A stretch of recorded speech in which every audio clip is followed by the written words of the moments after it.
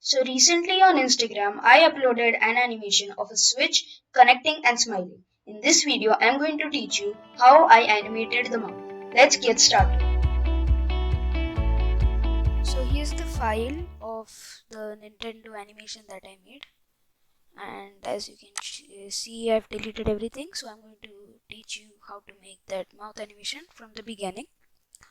I'm going to use shape keys. So shape keys is a feature to add motion or animate your mesh, but it's not like using G, R, and S and clicking I.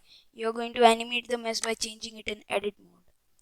So I'm just going to show what it looks like. In first, in object mode, select the object you want to animate and then add a shape key. Now add another shape key, and then now you can go to edit mode and start changing your mesh. So I'm just going to turn on proportional editing, select this edge and then move it down like this to make a mouth.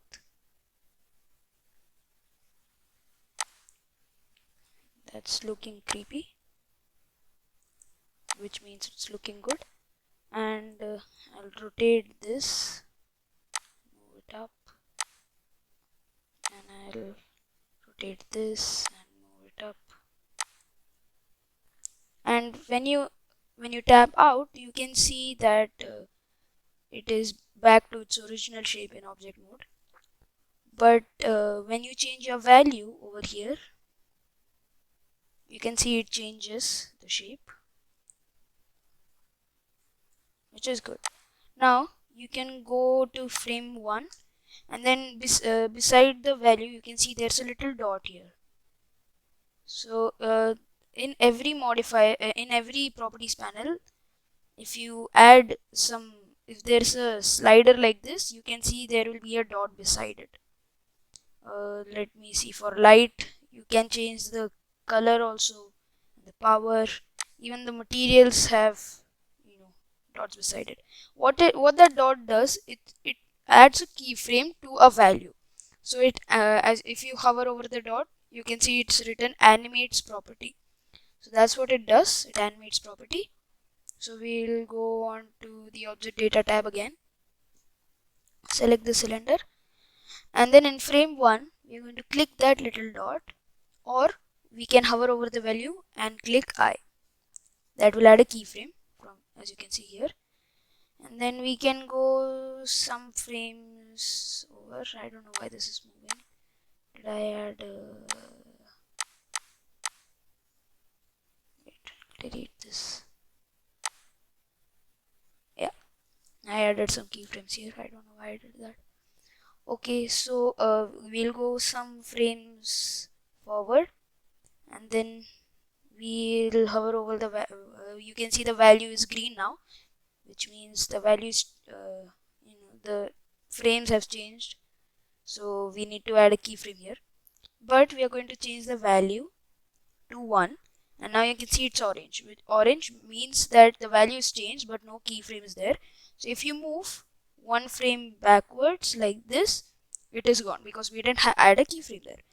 So we change it to 1, hover over it, press I, or we can click this diamond shape, and you can see it adds a keyframe. Now if we play the animation, oh god, so creepy. Looks so creepy. I shouldn't have done this. And if I go into materials tab, then you can see um, that I have added a black material to it. That looks good. Now I'll just position my camera. Delete this. Just position my camera. By the way, what I did just there is an easy way to access the log camera to view. What I did is I went to view, and instead of clicking this and clicking N and then moving, clicking N again and disabling this, I right clicked and then selected add to quick favorites. Now it's written remove to quick favorites because I've added it already.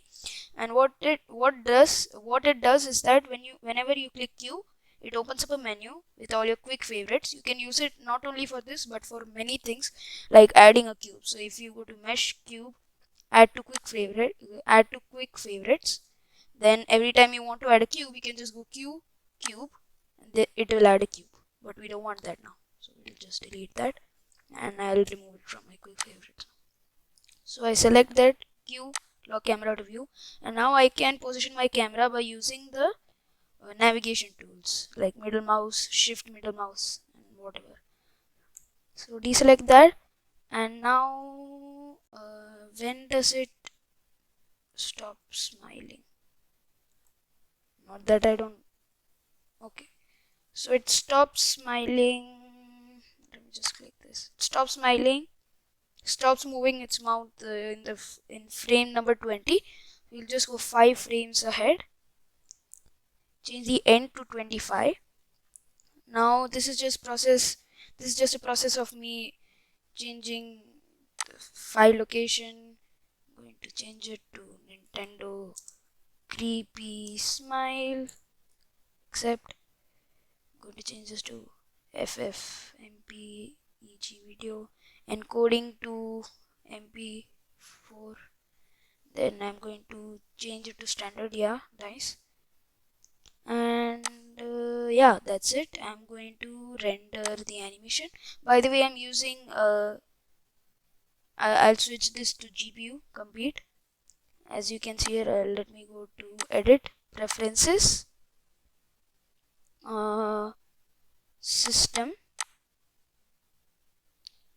Yeah, I'm using a GeForce GTX 1650 Ti and an AMD Ryzen 5 with 4600H.